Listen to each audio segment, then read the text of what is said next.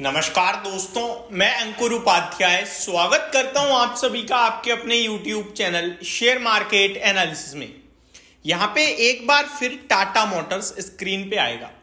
तीसरा continue trading session था जहां टाटा मोटर्स के लिए बड़ी पॉजिटिव खबरें आई। परसों की बात करें तो आपको याद होगा एनालिस्ट मीट में बड़ी नेक्स्ट लेवल मैनेजमेंट कमेंट्री थी। कल आपको याद होगा यूरोप से अच्छी खबर आई जहां यूरोप ने चाइना की गाड़ियों पे एक्स्ट्रा टैक्स लगाने की बात करी। एक तरीके से आप कह सकते हो रोक लगाने की बात करी, जिसकी वजह से टाटा मोटर्स का बड़ा मार्केट है यूरोप में, JLR का। ऑब्वियस है उनका मार्केट बड़ा हो जाएगा, अब और बड़ा होगा, मार्केट शेयर और गेन होगा जब चाइना गाड़ी नहीं बेच पाएगा वहां।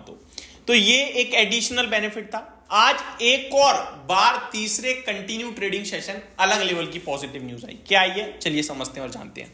पहले टाटा मोटर्स का शेयर निकालें स्क्रीन पे तो 1000 रुपए चला गया था, कल आज वापस से 985 पे आके खड़ा हो गया है। Tata Motors long term investment की सलाह है।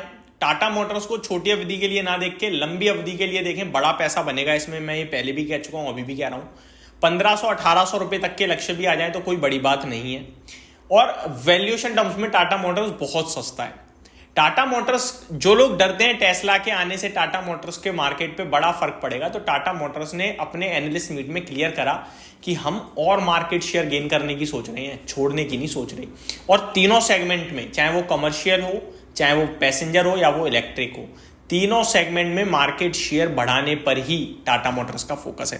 अब पहले मैं आज की खबर बताना चाहूंगा। टाटा मोटर्स जो भारत में एनकैप शुरू हुआ है, न्यू कार असेसमेंट प्रोग्राम, पहले GNCAP होता था, global new car assessment program, जिसमें क्रैश टेस्टिंग होती है गाड़ियों की। भारत की नॉर्मली कोई भी गाड़ी GNCAP में नहीं जाती थी क्रैश टेस्टिंग में, क्योंकि भारत में ना लो कॉस्ट कटिंग के चलते सेफ्टी फीचर्स को ध्यान में नहीं रखा जाता, इसलिए कोई भी GNCAP में जाती नहीं थी।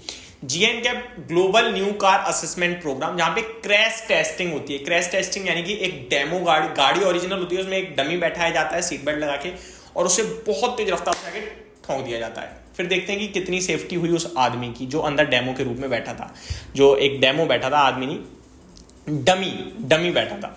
तो ये क्रैश टेस्टिंग होती है। अब भारत में भी last year, I think October में या last to last year October में स्टार्ट हुआ था, जिसका नाम NCAP new car assessment program. अब टाटा मोटर्स की 2 इलेक्ट्रिक व्हीकल्स को 5 स्टार रेटिंग मिली एनकैप से। उसके बाद रोड ट्रांसपोर्ट मंत्री नितिन गडकरी जी ने भी बधाइयां दी। अब इनकी कौन कौन सी 2 गाड़ियां भैया इलेक्ट्रिक व्हीकल्स की, तो है पंच ईवी और नेक्सॉन ईवी को 5 स्टार रेटिंग दी है एनकैप में। अब इसका महत्व तो समझिए। भारत में 5 स्टार रेटिंग मिली सेफ्टी फीचर के नाम पे। टाटा है भैया, आप शॉर्ट वगैरह भी देखते हो, टाटा बिल्ड क्वालिटी में दम है, इस तरीके की आती है। टक्कर लगती है जब किसी गाड़ी की तो टाटा वहीं का वहीं रहता है, बाकी गाड़ी खत्म हो जाती है। इस तरीके की बातचीत है टाटा की गाड़ियों में। तो वो तो एक अपने आप में रुतबा है ही। खैर, आप ये अब जो आगे जो बड़ी चीज होने जा रही है इसके चलते, एक तो भारत में 5 स्टार रेटिंग मिल गई आपका, तो ईवी में और बढ़ावा आ जाएगा। दूसरा, जो यूरोप है ना, वो 5 स्टार रेटिंग ही लेता है। 5 स्टार नहीं, कम से कम उनकी गाड़ी क्रैश टेस्टिंग में जानी चाहिए, और कोई गाड़ी भेजता नहीं है क्रैश टेस्टिंग में। अब आज इनके लिए खबर आई है, आज इनके लिए 5 स्टार रेटिंग की खबर आई है, और कल यूरोप ने चाइना की गाड़ियों पे एंटी डंपिंग ड्यूटी बढ़ाई है। तो अब यहां पे क्या होगा कि ये जो गाड़ी बना रहे हैं ना भारत में, ये एक्सपोर्ट कर सकते हैं डायरेक्टली यूरोप में। अभी तक यूरोप में जो JLR बिक रही है, बन रही है, वही बिक रही है, लेकिन अब ये भारत देश में बना के भी एक्सपोर्ट कर सकते हैं, क्योंकि क्रैश टेस्टिंग हो चुकी है इनकी गाड़ियों की और 5 स्टार रेटिंग आई है। तो ये डबल बोनेंजा हो जाएगा इनके लिए कि भारत में अगर गाड़ियों की एक्स्ट्रा बन गई हैं तो ये वहां भी ट्रांसफर करके बेच सकते हैं। तो ये चीज एक एडिशनल बेनिफिट देगी टाटा मोटर्स को।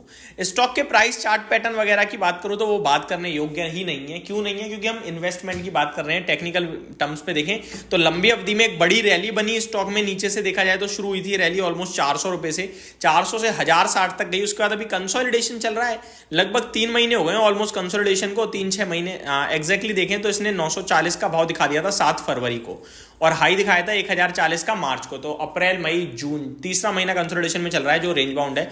बट स्टॉक को पकड़ के रखें, दोबारा आपको 920 के करीब मिलेगा। ये मैंने परसों भी बोली थी, कल भी बोली थी, आज भी बोल रहा हूँ, 920 के करीब मिलेगा स्टॉक। वहां पे आप फ्रेश एंट्री ले सकते हैं, एवरेज कर सकते हैं, और लॉन्ग टर्म पैरामीटर्स के हिसाब से होल्ड करिए इसको।